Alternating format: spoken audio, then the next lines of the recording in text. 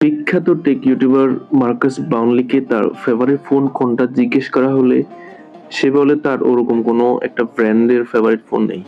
বিভিন্ন ব্র্যান্ড থেকে একটা ফিচার নিয়ে তার ফেভারিট ফোনটা বানানো যেতে পারে। যেমন স্যামসাং S22 আলট্রা থেকে স্ক্রিন, আইফোন থেকে চিপসেট এবং শাওমি থেকে ফাস্ট চার্জিং নিয়ে। আমাদের মানুষের ক্ষেত্রেও ব্যাপারটা ঠিক এমন। আমরা কেউ পীর, আলেম, বুজুর্গ নই। আমরা কেউই শতভাগ ভালো মানুষ নই, তবে আমাদের প্রত্যেকের কাছে কিছু না কিছু ভালো জিনিস আছে, আর সেই জিনিসটাই আমরা একে অপরের থেকে ধার নিতে পারি। যেমন আমাদের মধ্যে কেউ যদি বাচ্চাদের দেখে হাসি মুখে কথা বলে সেটা, কেউ যদি ছোট বড় সবাইকে আগে সালাম দেয় সেটা, কেউ যদি ঠান্ডা মেজাজের হয় সেটা, কেউ যদি বেশি বেশি দান খয়রাত করে সেটা। এরকম একজনের থেকে একটা ভালো জিনিস নিয়ে আমরা আমাদের পরিপূর্ণ করতে পারি। তবে একটা পারফেক্ট ফোন যেরকম অসম্ভব, একটা পারফেক্ট মানুষও বলতে গেলে অসম্ভব। শুধু মানুষের ক্ষেত্রে সুবিধা হলো মানুষ চাইলেই সব সময় আরেকটু ভালো হওয়ার চেষ্টা করতে পারে, যদি পরিপূর্ণতা নাও আসে।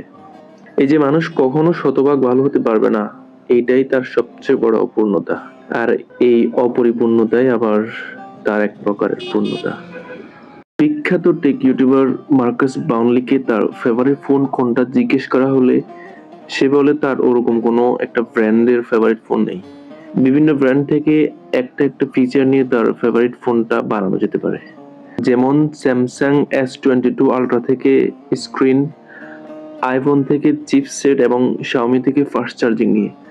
আমাদের মানুষের ক্ষেত্রেও ব্যাপারটা ঠিক এমন। আমরা কেউ পীর, আলেম, বুজুর্গ নই।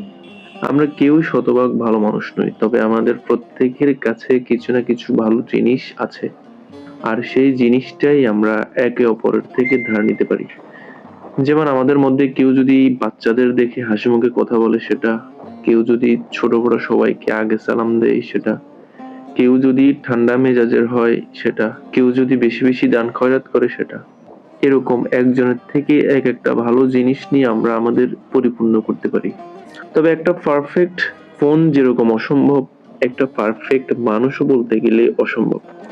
শুধু মানুষের ক্ষেত্রে সুবিধা হলো মানুষ চাইলেই সব সময় আরেকটু ভালো হওয়ার চেষ্টা করতে পারে, যদি পরিপূর্ণতা নাও আসে। এই যে মানুষ কখনো শতভাগ ভালো হতে পারবে না, এইটাই তার সবচেয়ে বড় অপূর্ণতা। আর এই অপরিপূর্ণতাই আবার তার এক প্রকারের পূর্ণতা।